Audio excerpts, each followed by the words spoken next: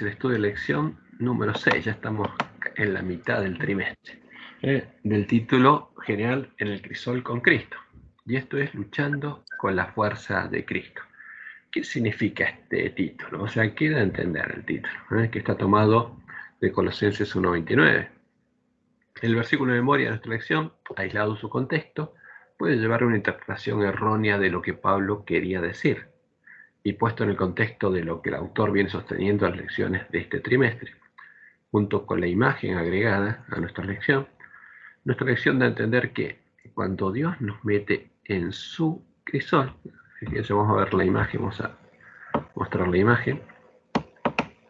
Cuando Dios nos mete en su crisol, debemos luchar contra el fuego de Dios con la fuerza de Cristo. O sea, mientras estamos en el fuego de Dios, tenemos que aferrarnos de la cruz. Da a entender que Cristo debe ayudarnos a vencer en el crisol de Dios como Él venció, con su fuerza, o sea, con la fuerza de Cristo. Fíjense que dice este versículo. Por eso me afano, luchando con la fuerza de Cristo, que actúa poderosamente en mí. Entonces aquí tenemos una persona luchando con la fuerza de Cristo en medio del crisol de Dios. Ahora, pero esta persona tiene pelo largo, porque supone que era Jesús luchando en el crisol de Dios. Y nosotros tenemos que luchar con la fuerza de Jesús. Ahora, pero ¿cuál era la fuerza que actuaba poderosamente en Pablo y en los miembros de la iglesia primitiva? ¿De qué está hablando Pablo? ¿Cuál fue la fuerza que operó en Cristo y con la cual Jesucristo hombre, venció al pecado en la carne? Pablo indica que no era su propia fuerza, no era la fuerza de Jesús, era la fuerza de su Dios y Padre. Como leemos en Efesios 1, el 15 al 23. Por esta causa también yo, habiendo oído de vuestra fe en el Señor Jesús y de vuestro amor para con todos los santos, no ceso de dar gracias por vosotros, haciendo memoria de vosotros en mis oraciones, para que el Dios de nuestro Señor Jesucristo, fíjense cómo habla Pablo, el Dios de nuestro hermano, el Dios de nuestro Señor Jesucristo, el Padre de gloria, es Jehová, os dé espíritu de sabiduría y de revelación en el conocimiento de Él, alumbrando los ojos de vuestro entendimiento, para que sepáis cuál es la esperanza a la que Él os ha llamado. O sea, cuál es la promesa de Dios, cuál es la esperanza del Evangelio del Reino de Dios, y cuál es la riqueza de la gloria de su herencia en los santos, porque Él le va a dar gloria a sus hijos. Y cuál la supereminente grandeza de su poder para con nosotros, los que creemos, según la operación del poder de su fuerza. Está hablando del poder de Dios, la cual operó en Cristo. O sea, ¿con qué poder Jesús venció? Con la fuerza, con el poder de su Padre, resucitándole de los muertos y sentándole a su diestra en los lugares celestiales, sobre todo principado y autoridad y sobre todo señorío y sobre todo nombre que se nombra, no solo en este siglo, sino también en el venidero. Y sometió todas las cosas bajo sus pies y lo dio por cabeza sobre todas las cosas a la iglesia, la cual es su cuerpo, la plenitud de todo de aquel que todo lo llena en todo. Entonces Pablo es claro, él estaba luchando con ¿quién? Con el poder de Dios, que había actuado en Cristo y estaba actuando en él y en todos los hermanos de Jesús, en todos los miembros de la iglesia primitiva. La fuerza, el poder, la potencia que operó en Cristo y que también estaría disponible para todos sus hermanos, de acuerdo a las promesas del Evangelio del Reino de Dios, era la que estaba operando en Pablo. Por eso, cuando el versículo de memoria Pablo dice que luchaba según la potencia de Cristo, el de él, la cual actuaba poderosamente en mí, está diciendo que trabajaba y luchaba con la misma potencia que actuaba en Jesús, con la potencia y el poder de Dios, que estaba morando con Jesús en él. Por el testimonio de Pablo es claro, no solo moraba Dios en él, Jesús también moraba en él, porque los dos habían venido por en él. ¿Está compartida la pantalla? Sí, la compartimos. Como Jesús le explicó, el labrador, el que haría germinar y crecer en nuestros corazones la semilla del trigo hasta que llegáramos a tener fruto, el que limpiaría los pámpanos, sería su Padre y nuestro Padre. ¿Por qué tenemos que ver claramente la diferencia? Porque hay algunas personas que creen que esto lo hace Jesús. Y él dice, no, esto lo tiene que hacer mi Padre, como lo hizo a mí, tiene que hacerlo en ustedes. Ahora, los que dicen que lo hace Jesús, tienen un nombre. En general se llaman jesuitas. Pero la verdad es que Jesús nos lleva al Padre, no nos lleva a Él. En cambio, el Jesús de los jesuitas nos lleva a Él. En cambio, el verdadero Jesús nos lleva al Padre, para que el Padre haga en nosotros la obra que hacía en Él. Y Él nos dice en Juan 15, 1 al 5, yo soy la vid verdadera y mi Padre es el labrador. Todo pámpano que en mí no lleva fruto, lo quitará. Y todo aquel que lleva fruto, lo limpiará para que lleve fruto. Esa es la obra de Dios en nosotros, no la de Jesús. Ya vosotros estáis limpios por la palabra que os he hablado. Permaneced de mí y yo en vosotros. Como el pámpano no puede llevar fruto por sí mismo si no permanece en la vid, así tampoco vosotros si no permanecéis en mí. Yo soy la vid, vosotros los pámpanos. El que permanece en mí y yo en él, este lleva mucho fruto, porque separados de mí, nada podéis hacer. Y estar unidos a Cristo es estar unidos al templo de Dios, porque es la piedra al ángulo del templo de Jehová. Entonces, ese templo se edificaría con piedras vivas. Entonces, cuando Jesús y su Padre venían a morar en nosotros, para que se cumplieran las promesas, justamente, del nuevo pacto, entonces estaríamos unidos a Él. Y Pablo en Colosenses 1, 24 al 29 habla justamente de cuál es la promesa del Evangelio. Ahora me gozo en lo que padezco por vosotros y cumplo en mi carne lo que falta de las aflicciones de Cristo por su cuerpo, que es la iglesia, de la cual fui hecho ministro, según la administración de Dios que me fue dada para con vosotros, para que anuncie cumplidamente la palabra de Dios. ¿Qué está anunciando? El cumplimiento de las promesas de la palabra de Dios.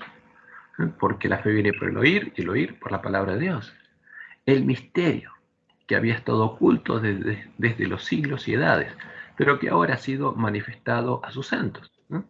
¿Por qué? Porque lo que Dios había anunciado, ellos ahora lo entendían y lo vivían. A quienes Dios quiso dar a conocer las riquezas de la gloria de este misterio entre los gentiles. ¿Por qué? Porque todos los hombres habían quedado destituidos de la gloria de Dios y ahora el Evangelio hablaba de que esa gloria la iban a recuperar.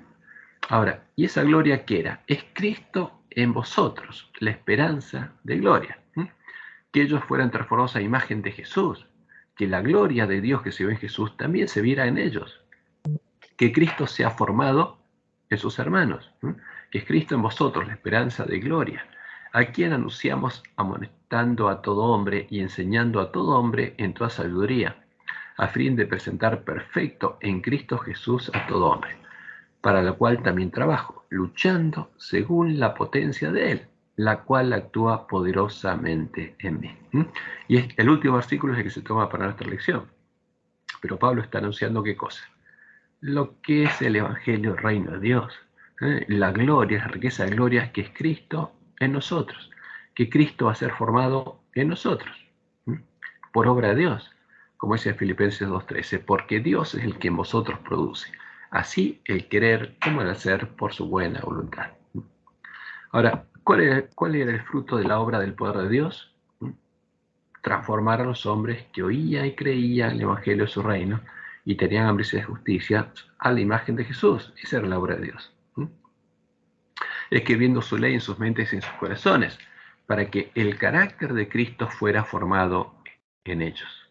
Esa era la esperanza de gloria, que la gloria de Dios, la gloria que se vio en Jesús, fuera vista nuevamente en ellos. Como leemos en Romanos 5, del 1 al 5. Justificados pues por la fe, tenemos paz para con Dios por medio de nuestro Señor Jesucristo, por quien también tenemos entrada por la fe a esta gracia. Porque no solamente está la justificación, sino ahora había una puerta que se había abierto. Y tenemos entrada por la fe, dice, a esta gracia, en la cual estamos firmes y nos gloriamos en la esperanza de la gloria de Dios. Esa es la esperanza. Que los hombres destituidos de la gloria de Dios volviéramos a reflejar la gloria de Dios. Y para ellos era una realidad, dice, y la esperanza no avergüenza, porque el amor de Dios, la ley de Dios, ha sido derramado en nuestros corazones por el Espíritu Santo que nos fue dado. Y en Romanos 8, 28 al 33, Pablo es claro, dice, y sabemos que a los que aman a Dios todas las cosas les ayudan a bien. ¿Por qué? Porque conforme a su propósito los llama. Y a los que antes conoció también los predestinó para que fuesen hechos conformes a la imagen de su Hijo.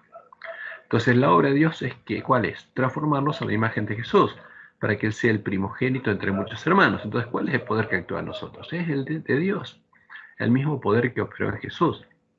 Y a los que predestinó, estos también llamó. Y a los que llamó, estos también justificó. Y a los que justificó, estos también glorificó. ¿Cómo? Transformándolos a imagen de Jesús. ¿Qué pues diremos a esto? Si Dios es por nosotros, ¿quién contra nosotros? ¿Quién está a favor nuestro? Dios. ¿Quién puede estar en contra nuestro?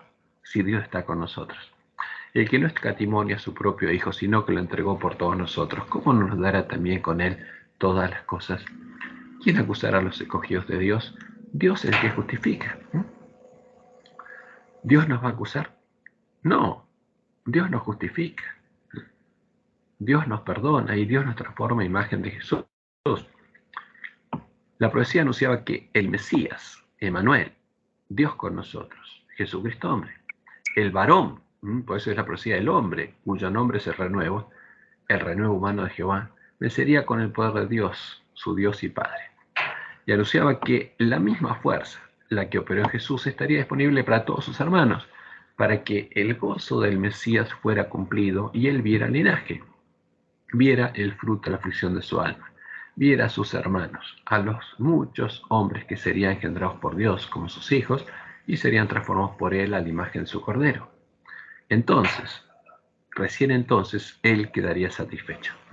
Como leemos en Isaías 53, del 10 al 11. Cuando haya puesto su vida en expiación por el pecado, verá el linaje. Esta es la promesa, este es el gozo puesto delante de él. Vivirá por largos días y la voluntad de Jehová será en su mano prosperada. Verá el fruto de la aflicción de su alma y quedará satisfecho. Por su conocimiento justificará a mi siervo justo a muchos y se llevará las iniquidades de ellos. Por eso es muy importante que entendamos que Jesús no obró como obró porque tuviera naturaleza divina. No obró con su propio poder, porque él era realmente hombre, el varón cuyo nombre se renueva. Era nuestro hermano. Sino que obró como obró por la fe en el poder de su Dios y Padre. ¿Tenía poder Jesús? Sí. ¿Por qué? Por la fe en el poder de su Dios y Padre. Del mismo modo en el que posteriormente lo harían los discípulos. ¿Por qué los discípulos sanaban? ¿Porque eran dioses? No. Porque tenían la misma fe que Jesús. Sobre este aspecto, el testimonio de Jesús y el de los apóstoles es muy claro.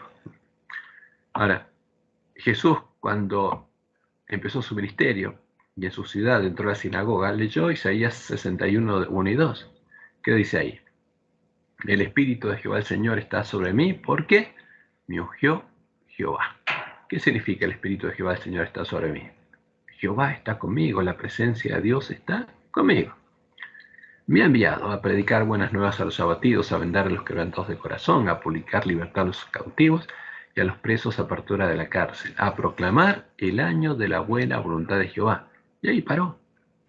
Y lo interesante, que esta profecía está hablando de el pueblo adventista. Y es una profecía que es una promesa para nosotros. Porque Jesús paró ahí. Porque lo otro tenemos que hacerlo nosotros. Y el día de la venganza del Dios nuestro. O sea, cuando está a llegar por el tiempo de la ira. Eso es lo que hay que predicar en fuerte pregón. Esta promesa, dice Isaías 61, se cumplió en Jesús y se tiene que volver a cumplir los 144.000. Ahora, por eso es interesantísima y es hermosa.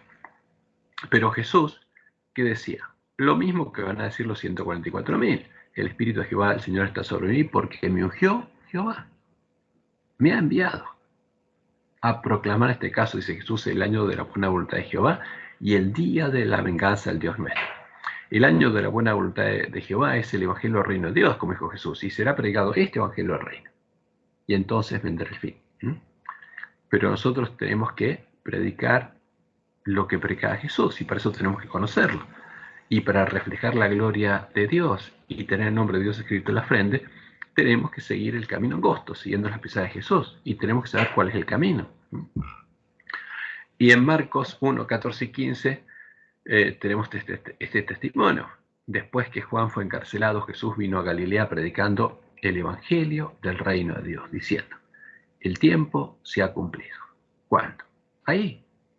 Y el reino de Dios se ha acercado. Arrepentíos y creed en el evangelio. Porque como dice Apocalipsis 12, ahora ha venido el reino de Dios.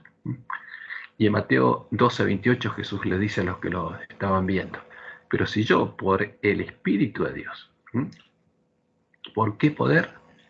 Por el poder de Dios, por el Espíritu de Dios, echo fuera a los demonios, ciertamente ha llegado a vosotros el reino de Dios. Lo que están viendo, ese poder, muestra que Dios está entre ustedes. Como leemos en Juan 3, 1 y 2. Este vino de noche a Jesús, está hablando de Nicodemo, y le dijo, Rabí, sabemos quién es, todos nosotros, todos los fariseos, sabemos que has venido de Dios como maestro, porque nadie puede hacer estas señales que tú haces si no está Dios con él. ¿Quién las está haciendo? Le dice Nicodemo, Dios está con vos, y Dios las está haciendo. Y el testimonio de Pedro en Hechos 10:38 también es claro. Dios ungió con Espíritu Santo y poder a Jesús de Nazaret, y como éste anduvo haciendo bienes y sanando a todos los oprimidos por el diablo, porque Dios estaba con él. ¿Qué poder tenía? El poder de Dios, como dice Lucas en Lucas 5:17. Aconteció un día que él estaba enseñando y estaban sentados los fariseos y doctores de la ley, los cuales habían venido a todas las aldeas de Galilea, de Judea y Jerusalén, y el poder del Señor estaba con él para sanar. Este es el poder que dice Pablo, que actuó en Jesús y actuaba en ellos, en los miembros de la iglesia primitiva, y que tiene que actuar en nosotros. Y en Juan 8:29 Jesús dice, porque el que me envió conmigo está, no me ha dejado solo el Padre, porque yo hago siempre lo que le agrada. Era la clave. ¿Cuál es el deseo de Jesús? Hacer la voluntad de su Padre. Y esa era la clave. Y esa va a ser la clave, es la clave para todo cristiano. En Juan 10:37 al 38, si no hago las obras de mi Padre, no me creáis, mas si las hago, aunque no me creáis a mí, creed a las obras, para que conozcáis y creáis. ¿Qué cosa? Que el Padre está en mí. ¿Quién está morando en mí? Dios está morando en mí. Y yo en el Padre. Y en Juan 14:10 les dice, ¿no crees que yo soy en el Padre y el Padre en mí? Las palabras que yo os hablo, no las hablo por mi propia cuenta, sino que el Padre que mora en mí, Él hace las obras. Este es el poder que obraba en Jesús. Y es el poder que obraba en Pablo y en los miembros de la iglesia primitiva. El poder de nuestro Dios y Padre. El Dios y Padre de Jesús fue el poder que actuó en Jesús. Y era el poder que actuaba en la iglesia primitiva, en todos los que oían y creían el verdadero evangelio, porque Dios venía a morar en ellos, como había morado en Jesús, como había morado en la piedra del ángulo de su templo. Venía a atar el testimonio y sellar la ley entre sus discípulos, escribiendo su ley en sus mentes y en sus corazones. Y aquí me falta una S, vamos a ponerla, ya que estamos. Como lo había hecho en Jesús, el primogénito entre muchos hermanos, ¿no? Como dice la profecía, Isaías 8:6 al 18. Ata el testimonio, sella la ley entre mis discípulos, el linaje, entre los que me sigan. ¿Qué va a hacer Dios? Va a atar el testimonio, va a sellar la ley. Esperaré pues a Jehová, el cual escondió su rostro en la casa de Jacob, y en él confiaré. Como dice el autor de Hebreos, yo confiaré en él. ¿En quién? En Jehová, como sus hermanos. He aquí, yo y los hijos que me dio Jehová. Somos por señales y presagios en Israel de parte de Jehová de los ejércitos que mora en el monte de Sión. Entonces, ¿cuál sería el linaje del Mesías? Los hijos que le daría Jehová, los otros hijos que Jehová engendraría cuando Él nos redimiera. Y el autor de Hebreos es claro, hablando del verdadero Jesús, dice, pero vemos a aquel que fue hecho un poco menor que los ángeles. ¿Qué significa esto?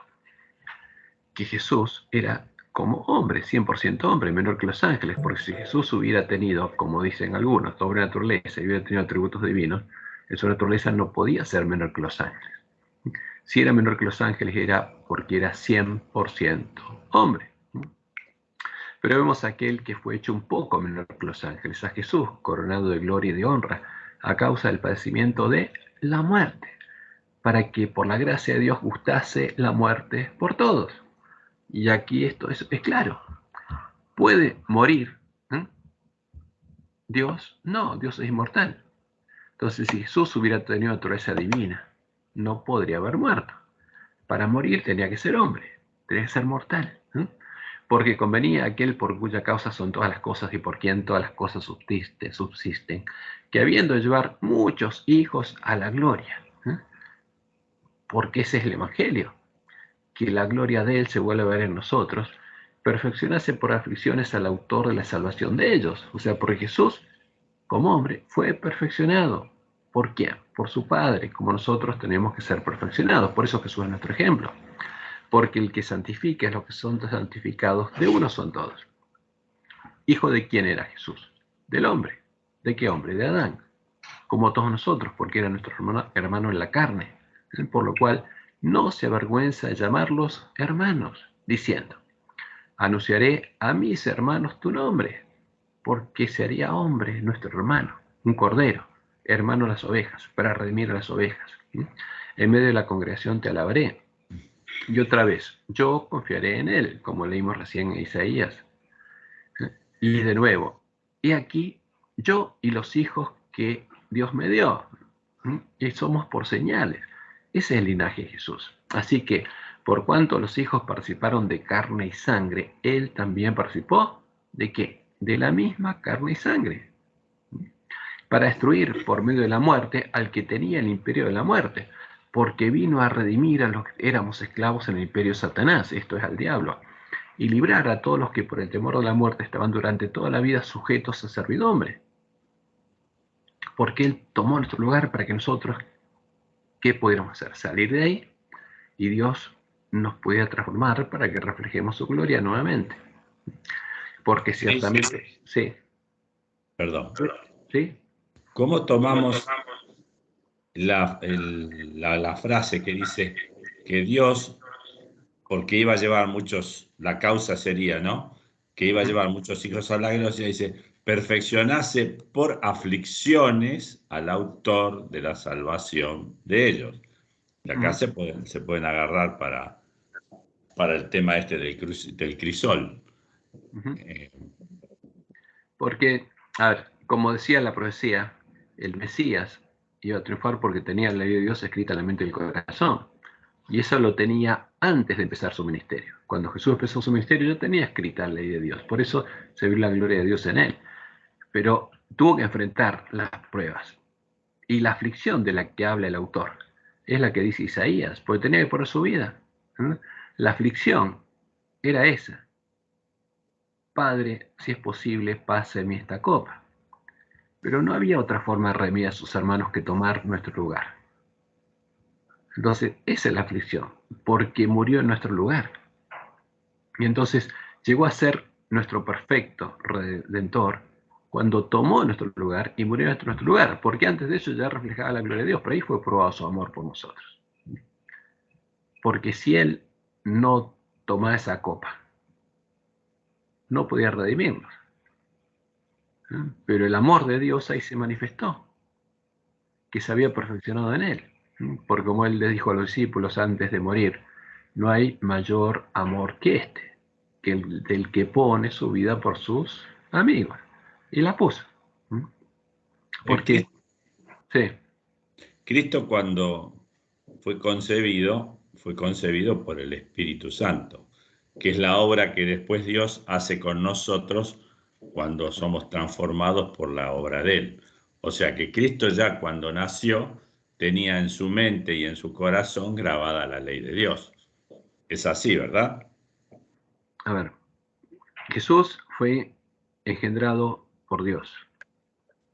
Y a partir de ahí, Él empezó a escribir su ley en la mente y el corazón de Jesús, porque cuando era chiquitito, hasta que llegó a ser adulto, esa obra tuvo que seguirla. Porque lo mismo pasa con nosotros, o sea, cuando nacemos de Él, Él empieza a hacer esa obra. Pero es más complicado con nosotros, porque tiene que quitar todo lo malo y tiene que sacar ese corazón de piedra, poner un corazón de carne, darle una mente nueva. Pero eso es lo que Él hace. Entonces, pero nosotros vamos creciendo. Por eso la ilustración de la plantita que se siembra, que germina, cuando germina es cuando recibimos la lluvia temprana y hacemos de Dios. Y después Dios la riega hasta que crece, crece, crece y llega a tener fruto. Y cuando tiene espiga con grano, ahí ya refleja la imagen de Jesús. Pero es un proceso. Pero Jesús también creció, porque hasta los 12 años él no sabía que él iba a ser el Cordero. Y creció, y Jesús crecía en sabiduría, ¿no? y en gracia para con Dios y con los hombres. Entonces todo ese crecimiento es lo que Dios hizo con él y lo que prometió hacer con nosotros. Lo que sí en Jesús nunca hubo nada malo, nunca hubo pecado, ni mancha de pecado, porque siempre fue un cordero sin mancha.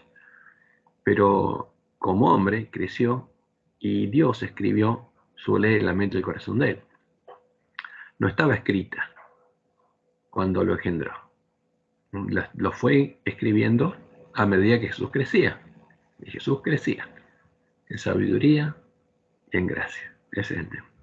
Bueno, y eso es lo que va a hacer con nosotros. Ahora, pero lo lindo de esto es que debía ser en todo semejante a su hermano, porque tenía que haber linaje. Entonces, como él fue engendrado por Dios, para nosotros seamos semejantes a él y hermanos de él, Dios tiene que engendrarnos a nosotros y tiene que cumplir la promesa de quitar todo lo malo nuestro, toda la inmundicia que hay en nosotros, darnos un corazón nuevo, una mente nueva, y ahí escribir su ley, derramar su amor para que su gloria se vea en nosotros. Y por supuesto, lo que nos dice el autor de Hebreos, que en Jesús tenemos un sacerdote, que en la carne era como todo como nosotros, o sea, podemos, que venció al pecado en la carne, y en quien podemos, podemos confiar, pues en cuanto él mismo padeció siendo tentado, es poderoso para socorrer a los que son tentados. Esa es la promesa de Dios, ese es el verdadero Jesús, es nuestro hermano, pero triunfó por la fe en el poder de Dios. Por eso todos ellos, los que habían entrado en su reposo y habían reposado sus viejos caminos, ahora eran parte del lugar santuario de Dios, el templo de Dios, el nuevo pacto. Y estos son los lugares asolados y echados por tierra por el hombre de pecado, y son los lugares que Dios prometió reedificar con los sellados del pueblo adventista, en los que se volverían a cumplir las promesas del Evangelio del Reino de Dios, porque el que tenía que recuperar consciente la verdad y lo iba a hacer era el pueblo adventista. Y entonces los lugares asolados serían reedificados. Y ahí lo lindo de la promesa de Dios que nos dejó en Isaías 61, porque lo mismo que pasó con Jesús tiene que volver a pasar con los redimidos de la última generación, empezando por los 144.000. Y nosotros tenemos que llegar a poder decir esto: el Espíritu de Jehová el Señor está sobre mí, porque me ungió Jehová. El mismo Espíritu que estaba en Jesús está sobre mí. Esa es la promesa del Evangelio. Me ha enviado, porque cuando Dios llama a un siervo, lo envía. Me ha enviado a predicar buenas nuevas a los abatidos, el verdadero Evangelio, a vendar a los quebrantados de corazón, a publicar libertad a los cautivos y a los presos, apertura de la cárcel, a proclamar el año de la buena voluntad de Jehová, o sea, predicar el Evangelio del Reino de Dios, como dijo Jesús, y será predicado este Evangelio del Reino por testimonio a toda nación, tribu, lengua y pueblo, y recién entonces vendrá el fin. Pero además, Jesús por acá, pero nosotros somos los que tenemos que completar esta obra, porque tenemos que predicar el día de la venganza del Dios nuestro, diciendo al pueblo de Dios: salgan de Babilonia. Y como Dios le dice, y no participen más sus pecados, para que no tengan parte con ella en sus plagas. Y a consolar a los enlutados, a ordenar que a los afligidos de Sión, y esto es específico. Primero, los afligidos de Sión, ¿quiénes son? Los que están en medio de la iglesia remanente, los que se angustian y lloran al ver las abominaciones que se cometen en la iglesia. A ordenar que a los afligidos de Sión se les dé gloria. ¿Qué gloria? La gloria de Dios, lo que se ve en Jesús, esa es la promesa.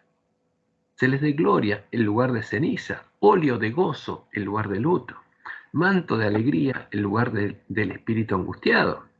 Y serán llamados, esa es la promesa de Dios, árboles de justicia. Plantío de Jehová, para gloria suya. Estos son los 144.000. Reedificarán las ruinas antiguas. Esa es la misión del pueblo adventista.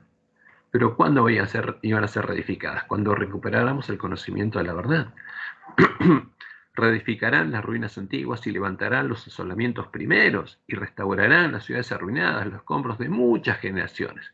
Desde fines del siglo XIII, que la verdad fue echada por tierra, el lugar santuario de Dios fue echado por tierra.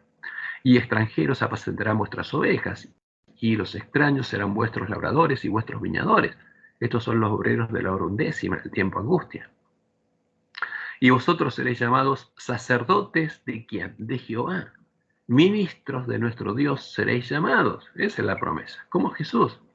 Comeréis la riqueza de las naciones. Ese es justamente el pueblo de Dios que va a salir de allá. Y con su gloria seréis sublimes. En lugar de vuestra doble confusión y de vuestra deshonra, os alabarán en sus heredades, por lo cual en sus tierras poseerán doble honra y tendrán perpetuo gozo. Porque yo, Jehová, soy amante del derecho, aborrecedor del latrocinio para holocausto. Por tanto, afirmaré en verdad su obra y haré con ellos pacto perpetuo. Fíjense, no está hablando solo del Mesías, está hablando de quiénes. Los que en la última generación van a reedificar los lugares asolados. Y la descendencia de ellos, porque los 144.000 van a tener linaje, como Jesús. ¿Cuál va a ser linaje? La gran multitud de sus hermanos. Y la descendencia de ellos será conocida entre las naciones, y sus renuevos en medio de los pueblos.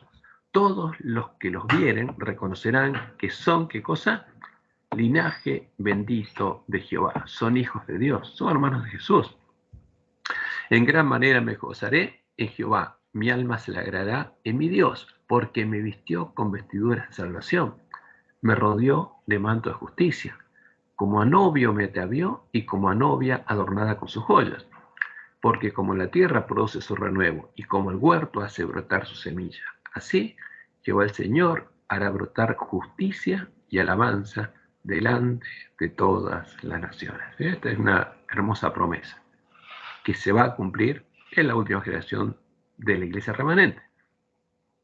¿Puede surgir la justicia y la alabanza de un crisol donde abundan el dolor y el sufrimiento, el fuego que es el producto de la maldad? No, de ninguna manera. Si no, con la maldad que hay en el mundo ya todos habríamos sido purificados. ¿De dónde puede provenir únicamente esta justicia? ¿De dónde pueden surgir árboles de justicia? Solo de Dios, solo de la abundancia del bien, que proviene del único árbol bueno. Entonces vamos a profundizar un poco sobre cómo actúa realmente Dios, porque en nuestra lección sigue con la misma tónica y sigue afirmando lo mismo.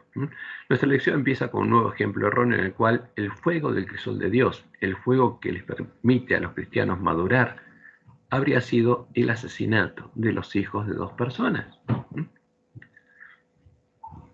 Y es triste leer esto, pero está ahí. Lección del sábado 30 de julio de 2022. Sentaron juntos a un hombre y una mujer en un programa de entrevistas. Ambos habían experimentado la pérdida de un hijo. El hijo de la mujer había sido asesinado 20 años atrás y su enojo y su amargura eran tan grandes como siempre. La actitud del hombre era totalmente diferente. Su hija había sido asesinada por terroristas pocos años antes. Él hablaba de perdón para los asesinos y sobre cómo Dios había transformado su dolor. Aunque el dolor era terrible, este hombre se convirtió en una ilustración de cómo Dios puede brindar sanidad en los momentos más oscuros de la vida. Entonces, esto es lo que presenta nuestra lección. Dos personas a los que les asesinaron los hijos. Y supuestamente Dios había sanado a uno de ellos. La pregunta es, ¿cómo dos personas pueden responder de manera tan diferente ante una situación similar? ¿Cómo se produce el cambio espiritual en la vida de un cristiano que le permite madurar en medio de los crisoles de la vida en vez de sentirse completamente abrumado por ellos? A ver, la pregunta es, estos cristianos, porque eran cristianos, pero ¿conocen la verdad? ¿Dios está actuando en ellos? ¿Esto que pasó es porque Dios lo puso en un crisol? Un vistazo a la semana. Dice, ¿cuál es el papel de nuestra fuerza de voluntad en la batalla contra el yo y el pecado? ¿Cómo podemos evitar el error de permitir que nuestros sentimientos gobiernen las decisiones que tomamos? ¿Por qué debemos perseverar y no rendirnos cuando estamos en el crisol? Y bueno, esto no tiene nada que ver con el Evangelio, pero es lo que está en nuestra lección. Y la pregunta es, ¿estos 2 hijos fueron asesinados por voluntad de Dios? ¿Fue ese el fuego de Dios, el fuego del crisol de Dios que hizo madurar espiritualmente a uno de los padres? Y la respuesta es no, de ninguna manera. Pero como lo hacían los amigos de Job, el autor cree que el crisol aparece cuando no hemos obedecido o porque no nos hemos arrepentido de nuestros pecados. Fíjense lo que dice la lección del domingo. Lo mismo ocurre cuando estamos en el crisol. A veces el crisol aparece precisamente porque no hemos obedecido. Entonces, ¿qué pasa? Cuando no obedecemos, Dios nos mete en un crisol. O aparece porque no nos hemos arrepentido de nuestros pecados. Entonces, ¿qué pasa acá? Este es un Dios que si nosotros desviamos, nos manda el mal. Pero esto es lo que le decían los amigos a Job, los que no conocían a Dios. Y está en nuestra lección. Entonces, actuando en contra de nuestra voluntad, siguiendo su propia voluntad, de repente, Dios nos pone entonces en su crisol, nos pone en medio del dolor y sufrimiento, su fuego, hasta que obedezcamos o nos arrepentamos. ¿Es eso lo que hace Dios? ¿Actúa así el único Dios verdadero? Y la respuesta es no, de ninguna manera. Eso lo hace el Dios de este mundo, para lograr someternos por la fuerza, para que hagamos su voluntad, por miedo al crisol. Porque si cada cosa que nos pasa mala y sentimos dolor, sufrimiento, es porque Dios nos metió en el crisol, porque pecamos y no nos arrepentimos, estamos dando un testimonio muy triste de nuestra imagen de Dios. Pero como dice Juan, en el amor no hay temor. O sea, el que conoce al Dios verdadero no tiene miedo, sino que el perfecto amor echa fuera el temor. Porque el temor lleva en sí castigo, crisol. De donde el que teme no ha sido perfeccionado en el amor. El que tiene miedo no conoce a Dios. A ver, porque no conoce el verdadero evangelio. En las lecciones pasadas ya hablamos bastante de los crisoles del Dios de este mundo, de lo cual este es un nuevo ejemplo. Ahora vamos a tratar de centrarnos en cuál era la verdadera vida de los cristianos de la iglesia primitiva, en cómo se producían los cambios y en el papel de su voluntad, nuestra voluntad. Entonces vamos un poco al verdadero evangelio y la verdadera lucha del cristiano, porque según el concepto de nuestros hermanos aquí en lección, Dios actúa de repente y nos sorprende con un crisol. Pero eso no es lo que Dios hace. Uno de los regalos de Dios es nuestra libertad, nuestro libre albedrío, y Él siempre lo va a respetar como lo respetó con Adán y Eva. Por eso, para que Dios pueda obrar a nuestro favor, se deben satisfacer los siguientes requisitos.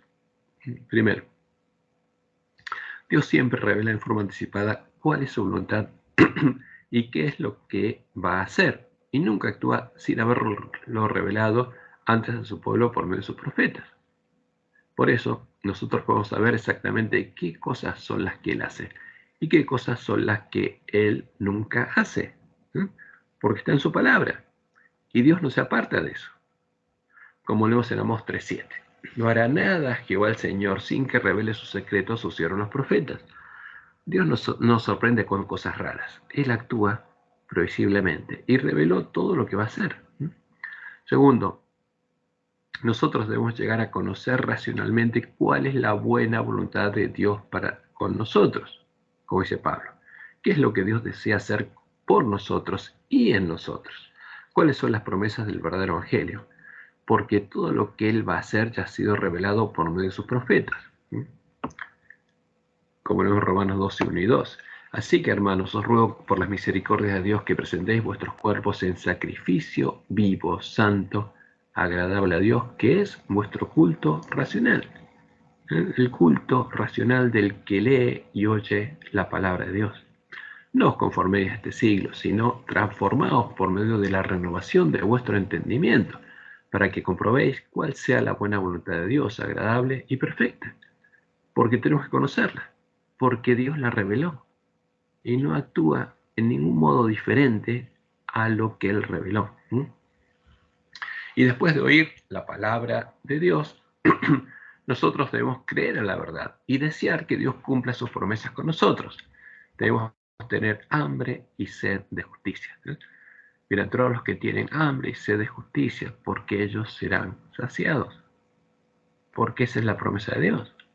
Él nos muestra el camino y nosotros tenemos que desearlo. Y finalmente, debemos pedirle a Dios con fe que se cumpla su voluntad de nosotros, que nos dé lo prometido, que haga lo que prometió hacer, porque esa es también nuestra voluntad, porque ese es nuestro deseo. Y recién ahí Dios va a actuar, como dice Juan en 1 Juan 5:14. Y esta es la confianza que tenemos en Él, que si pedimos alguna cosa conforme a su voluntad, Él nos oye. Y ahí está la clave del poder de la oración. Conocer con la voluntad de Dios, la buena voluntad de Dios para nosotros, y pedirle de acuerdo a eso, y Él va a contestar.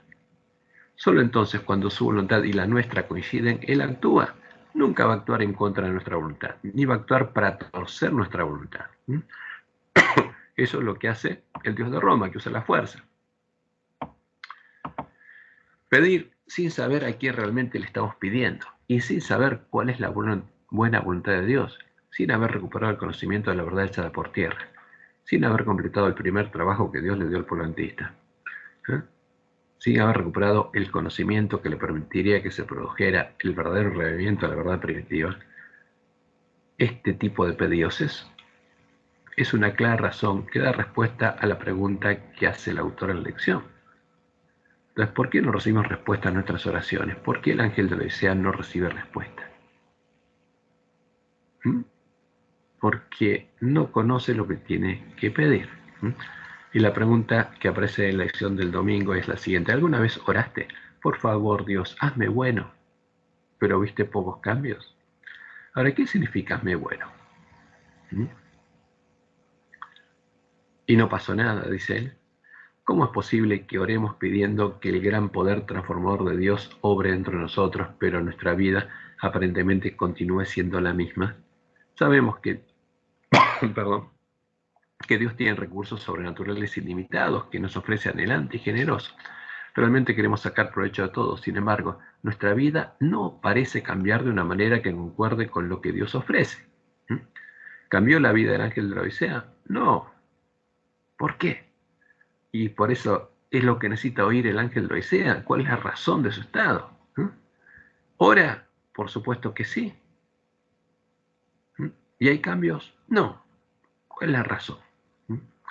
Creer que conoce la verdad, creerse rico y no conocer la verdad por tener sus ojos cerrados a la luz de sus lámparas es la causa por la cual el ángel de la Odisea, las vírgenes dormidas, es desventurado, miserable, pobre, ciego y desnudo. Por eso necesita ser despertado a su sueño para que pueda arreglar sus lámparas y llegue a conocer cuál es la verdad.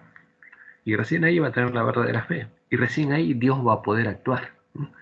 Un ejemplo muy claro de cómo es que Jehová Dios actúa lo encontramos en la ley de Moisés, en el pacto de Dios con Israel.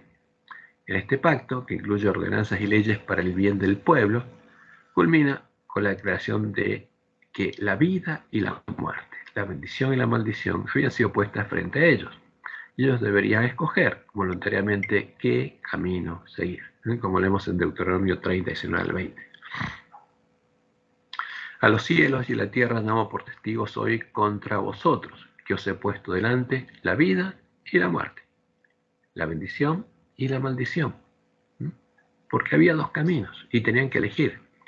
Escoge pues la vida. ¿Para qué Dios nos pone esto delante? Para que escojamos la vida. Para que vivas tú y tu descendencia, amando a Jehová tu Dios, atendiendo su voz y siguiéndolo a Él. Porque esta es la clave. ¿A quién seguimos? ¿A quién oímos? Porque Él es vida para ti. ¿Cuál era la vida que estaba frente a ellos? Era Jehová, porque de Él viene la vida. Entonces, si ellos lo oían y lo seguían a Él, de Él vendría vida para ellos y prolongación de tus días, a fin de que habites sobre la tierra que juró Jehová a tus padres, Abraham, Isaac y Jacob, que les habría de dar. ¿Entre qué cosas tenían que escoger? Tenían que escoger entre seguir a Jehová, o seguir a los Baales, entre adorar a Jehová, el único Dios verdadero, del cual venía vida y prolongación de los días, o caer en la idolatría y adorar a Satanás y a los demonios, como Dios anunció a Moisés y finalmente sucedió. ¿Qué haría Dios cuando cayeran en la idolatría? Los amonestaría por medio de sus profetas, como lo hizo realmente, y lo volvería a hacer en nuestro tiempo. Los profetas, muchos de los cuales ellos asesinaron, como Jesús decía, Jerusalén, Jerusalén, que matas a los profetas. ¿Y Dios permitió que los mataran? Sí, pero quería salvarlos. ¿Qué haría Dios cuando rechazaran todos sus llamados al arrepentimiento? Respetaría la decisión de su pueblo y los dejaría. Dejaría de llamarlos y protegerlos. Los abandonaría y permitiría que se fueran detrás de los dioses a los que ellos habrían elegido adorar, de los cuales vendrían males sobre ellos, porque el mal no viene de Dios, viene de las fuentes del mal.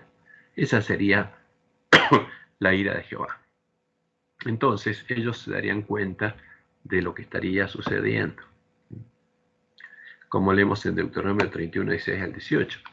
Y Jehová dijo a Moisés, he aquí tú vas a dormir con tus padres, y este pueblo se levantará y fornicará tras los dioses ajenos de la tierra donde va para estar en medio de ella, y me dejará. ¿Quién dejaría a quién?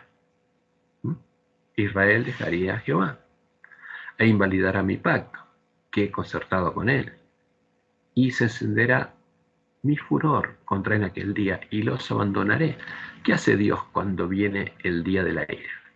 ¿Los quema vivos? No, simplemente los abandonaré. Hay un micrófono abierto, se lo pueden cerrar, por favor. Y esconderé de ellos mi rostro y serán consumidos.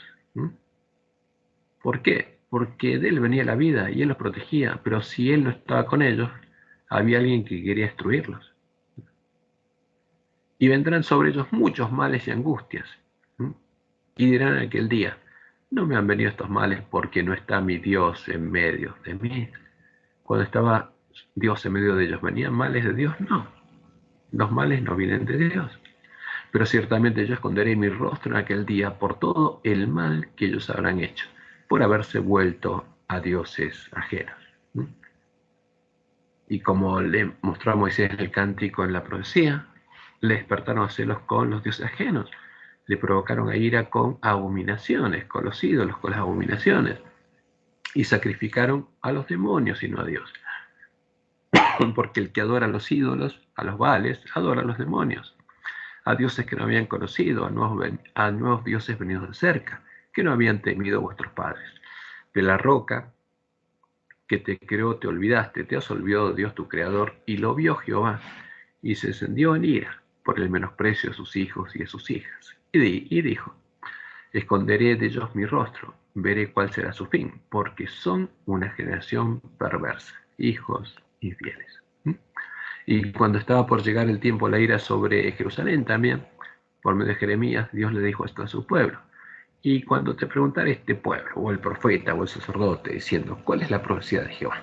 Le dirás, esta es la profecía, para Israel y para nosotros. Os dejaré, ha dicho Jehová. Voy a dejar de llamarlos. Los voy a dejar. Esa es la ira de Dios. No es quemar vivo a nadie. Porque Dios no hace el mal. Deja al que ya no lo quiere escuchar. Como vemos, el mal no vendría de Dios, aunque la lectura de pasajes aislados puede hacer pensar que sí. Por ejemplo, como leemos en nuestra Biblia, la traducción de nuestra Biblia, Deuteronomio 29, 22 al 28. Y dirán las generaciones venideras, vuestros hijos que se levanten después de vosotros, y el extranjero que vendrá de lejanas tierras, cuando vienen las plagas de aquella tierra y sus enfermedades de que Jehová la habrá hecho enfermar. Y empieza a contar todo lo que pasaría cuando él los dejara. Más aún, todas las naciones dirán, ¿por qué hizo esto Jehová a esta tierra? ¿Qué significa el ardón de esta gran ira? Y responderán, por cuanto dejaron el pacto de Jehová, el Dios de sus padres, que él concertó con ellos cuando los sacó de la tierra de Egipto, y fueron y sirvieron a dioses ajenos y se inclinaron a ellos, dioses que no conocían y que ninguna cosa les habían dado. Por tanto, se encendió la ira de Jehová contra esta tierra, para traer sobre ella todas las maldiciones escritas en este libro, porque Dios les anunció lo que pasaría con ellos cuando Él los dejara. Y Jehová los desarraigó de su tierra con ira, con furor y con grande indignación, y los arrojó a otra tierra, como hoy se ve. ¿Vendrían males sobre ellos si eran fieles a Dios? No, porque Dios los protegería. Como leemos en Deuteronomio 28 del 1 al 14.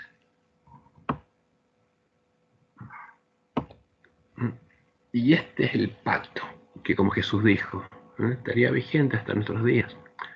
Y ni una jota ni un tilde cambiaría esta ley. Acontecerá que si oyeres atentamente la voz de Jehová tu Dios para guardar y poner por obra todos sus mandamientos que yo te prescribo hoy, también Jehová tu Dios te exaltará sobre todas las naciones de la tierra, y vendrán sobre ti todas estas bendiciones, y te alcanzarán, si oyeres la voz de Jehová tu Dios. Bendito serás tú, bendito será el fruto de tu vientre, bendito serás en tu entrar y bendito en tu salir. Jehová derrotará a tus enemigos que se levanten contra ti. Jehová te enviará su bendición y te bendecirá en la tierra que Jehová tu Dios te da. Te confirmará Jehová por pueblo santo suyo, como te ha jurado. O sea, un pueblo apartado para Jehová. ¿Cuándo? Cuando guardares los mandamientos de Jehová tu Dios y anduvieres en sus caminos. Y eso es válido para nosotros. Y verán todos los pueblos de la tierra que el nombre de Jehová es invocado sobre ti, y te temerán. Y te hará Jehová sobreabundar en bienes, en el fruto de tu vientre, en el fruto de tu bestia, en el fruto de tu tierra, en el país que Jehová juró a tus padres que te daría, te había de dar. Te abrirá Jehová su buen tesoro y todos los bienes que te va a hacer, si obedecieres los mandamientos de Jehová tu Dios. Y si no te apartares de todas las palabras que yo te mando hoy, ni a diestra ni a siniestra, para ir tras dioses ajenos y servirles. Esa es la clave. Porque el pueblo de Israel era un pueblo pecador y Dios sacó un pueblo pecador de Egipto. Ahora, ¿rompían ellos el pacto con Jehová cuando caían sus pecados habituales? ¿Eso era romper el pacto? No, no, porque Dios conocía a su pueblo, sabía que por el contenido de sus corazones no podían guardar su ley y había establecido su pacto con pecadores. Para poder limpiarlos y salvarlos había establecido la ley de la gracia, de modo que cuando pecaban ellos sabían que podían hacer uso del continuo, siguiendo el camino establecido en la ley de la gracia y ser perdonados y limpiados en el santuario. ¿Sí? ¿Sí? Hoy estaba pensando, y por ejemplo, cuando Dios mató a los primogénitos de Egipto, por ejemplo, o sea, ¿eso cómo lo tomamos, digamos? O por ejemplo, cuando agarró y mató a toda Sodoma y a Gomorra, digamos.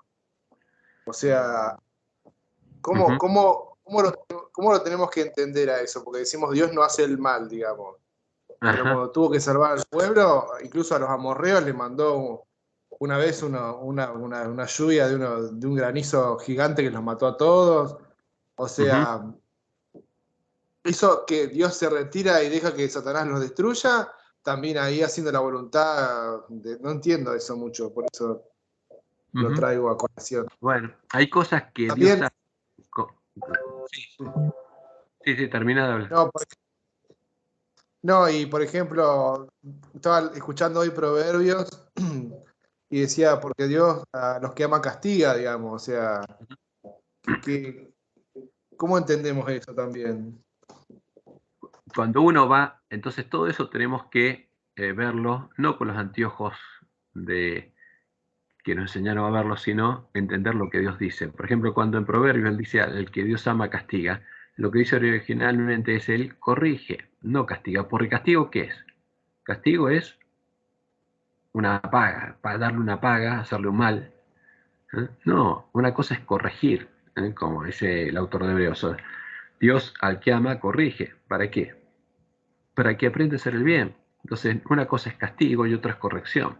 Y la palabra original ahí es corrección, pero los traductores pusieron castigo. Porque el castigo, ¿qué es castigo? Hiciste algo mal, esta es la paga, pum, un castigo, un mal. Pero eso no es lo que Dios hace.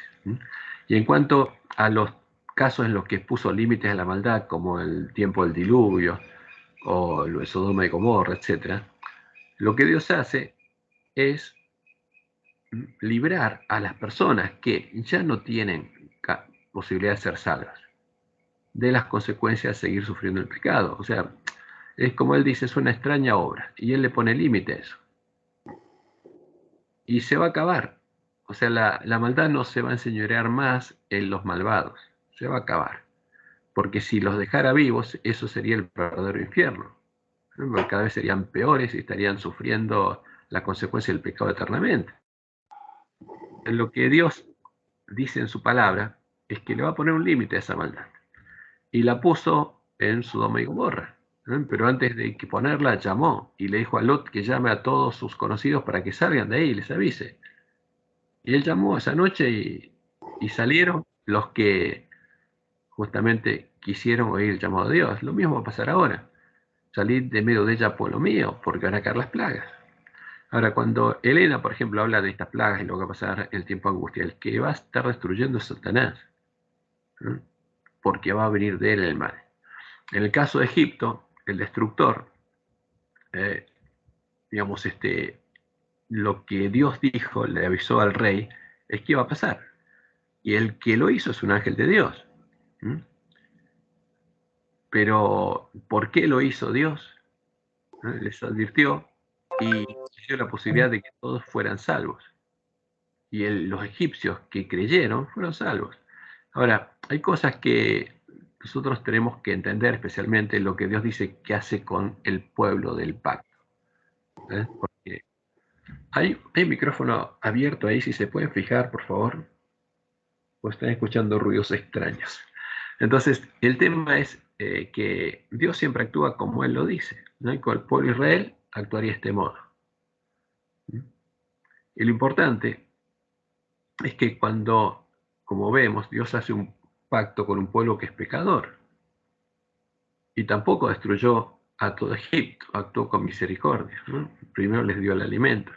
Y en el caso del pueblo de Israel, actuaba con pecadores que cuando pecaban, ellos podían seguir el camino de la gracia para ser perdonados. Y el que por fe seguía el camino a la ley de la gracia, guardaba el pacto y era perdonado. O sea, porque ellos rompieron el pacto por dejar de seguir el camino de la gracia, por dejar de buscar el perdón de Dios. No por pecar, sino por seguir detrás de dioses ajenos. Y hay una cosa interesante, que Satanás es muy vivo. Cuando el pueblo judío, cuando Jesús vino acá a la tierra y se encontró con el pueblo judío, ¿qué les decía? Que sus sabios, por medio de su tradición, estaban invalidando la ley de Dios. Entonces, uno de los temas más delicados del pueblo judío, que lo tiene actualmente, es que ellos, cuando se reunió la asamblea de los sabios judíos y crearon las 613 misbots famosas, le dijeron al pueblo que el que guardaba las 613 misbots había guardado la ley. Entonces el judío ortodoxo, que se preocupa de guardar exactamente, literalmente lo que dice ahí, cree que él guarda la ley, que no peca y no tiene que ser perdonado a nadie, de nada. Ese es el problema. Entonces, sigue siendo un pecador que no tiene el amor de Dios en el corazón, como Jesús le decía, pero se cree rico y no va a Dios para ser perdonado y no hace uso del pacto. Y ese es el problema. Y se cree rico y va y dice, gracias Dios porque no soy como estos pecadores. Y como Jesús le dijo, el que era consciente de su pecado se fue perdonado, pero el otro Dios no lo podía perdonar. Esos son los engaños de Satanás, que está constantemente pensando crear cosas raras. Pero lo importante es que Dios lo que hacía con su pueblo, lo hacía por amor, para salvar pecadores, como dijo Jesús. ¿A qué vino a salvar Jesús? Lo que estaba perdido. No vino a condenar pecadores, vino a salvar lo que estaba perdido. Y como enseñó su padre, ¿qué hacía? los amaba a todos, a justos e injustos, y hacía salir su sol sobre justos e injustos. Porque Él quiere que todos se salven. Está esperando que todos nos arrepintamos y procedamos al arrepentimiento. Y por supuesto, no actúa como el Dios de este mundo, como dice Roma. Dios castiga, pero no muestra el látigo. No. La maldad es lo que nos pasa a nosotros, no es porque Dios nos castiga. Ese es el problema. Tenemos que llegar a conocerlo. Hay cosas que Dios reveló y son para nosotros. Y esas son las que tenemos que entender. ¿Qué es la buena voluntad de Dios para con nosotros? Entonces, el problema nuestro, ¿cuál es? Primero, el ángel de Odisea no conoce la verdad. Y tampoco sabe quién le está orando. Pero Dios la anunció. ¿A quién o a quiénes le estaría orando el ángel de la Odisea? ¿Quiénes deberían contestar sus oraciones? Como indica Pablo, estas cosas fueron dejadas escritas para molestarnos a nosotros, los que hemos alcanzado los fines de los tiempos, los fines de los siglos, con los que Dios también estableció un pacto especial, y al que se le aplican las ordenanzas y leyes de la ley de Moisés, en la cual Jehová indica que si lo oramos, a las falsas rogas son dioses.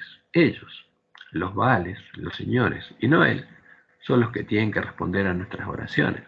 Como leemos en Deuteronomio 32, cuando habla Jehová, dice, porque Jehová juzgará a su pueblo. Está hablando de la generación que será juzgada, la última generación de su pueblo. Y por amor a sus siervos se arrepentirá, cuando viere que la fuerza pereció y que no queda ni siervo ni libre, y dirá, ¿dónde están sus dioses? Porque también, como Israel, estaríamos yendo atrás de los Baales. ¿Dónde están sus dioses? La roca falsa en que se refugiaban, que comían la grosura de sus sacrificios y bebían el vino de sus libaciones. Levántense, que os ayuden y os defiendan. Entonces, y contesten las oraciones de ustedes. Entonces, ¿por qué? Como dice el autor de la traducción, a veces el ángel de la Odisea ora y nadie responde. ¿Y qué dice Jehová? Ved ahora que yo soy y no hay dioses conmigo. Eso es lo que tenemos que ver, porque eso es lo más importante. Por eso, antes que llegue el tiempo de la ira sobre el pueblo adventista y Jesús tenga que vomitar de su boca a los tibios, porque lo va a hacer, por eso lo anunció, y se aleje de ellos, Dios prometió enviarnos al profeta Elías. Lo que nos dice Dios: acordaos de la ley de Moisés, mi siervo, al cual encargué en Horeb ordenanzas y leyes para todo Israel. Por eso nos dice a nosotros, acuérdense de eso. Y aquí yo os envío el profeta Elías antes que venga el día de Jehová. ¿Y por qué tiene que enviar Elías? Porque Jezabel y su siervo estarían en medio nuestro de nuevo. Y por eso estaríamos adorando a la falsa roca. Antes que venga el día de Jehová, grande y terrible. Antes que llegue el día de la ira sobre el pueblo adventista. Él hará volver el corazón de los padres hacia los hijos y el corazón de los hijos hacia los padres. No sea que yo venga y hiera la tierra con maldición. Y por eso se va a cumplir. Esto es una profecía que se tiene que cumplir y se está cumpliendo ahora. Entonces, los que temían a Jehová, porque Elías significa el que teme a Jehová, los que van a hacer la obra de Elías, hablaron cada uno a su compañero, hablaron. Y Jehová escuchó y oyó, y fue escrito libro de memoria delante de él para los que temen a Jehová y para los que piensan en su nombre. Porque su nombre tiene que estar escrito en nuestras frentes y serán para mí especial tesoro, ha dicho Jehová de los ejércitos en el día en que yo actúe. Y los perdonaré como el hombre que perdona a su hijo que le sirve. Entonces os volveréis y discerniréis la diferencia entre el justo y el malo, entre el que sirve a Dios y el que no le sirve. Esa es la promesa. Pero lo importante es que entendamos cómo actúa Dios. A veces, y lo va a hacer el tiempo después también, después del milenio, Él pone el límite a la maldad. Pero, mientras nos llama, espera que oigamos su voz y respondamos voluntariamente, porque eso es lo que espera. Tiene paciencia para que ninguno perezca y todos procedamos al arrepentimiento. Bueno, que Jehová los bendiga y los guarde, los guíe a toda verdad y que tengan un hermoso y feliz sábado. Y gracias por acompañarnos.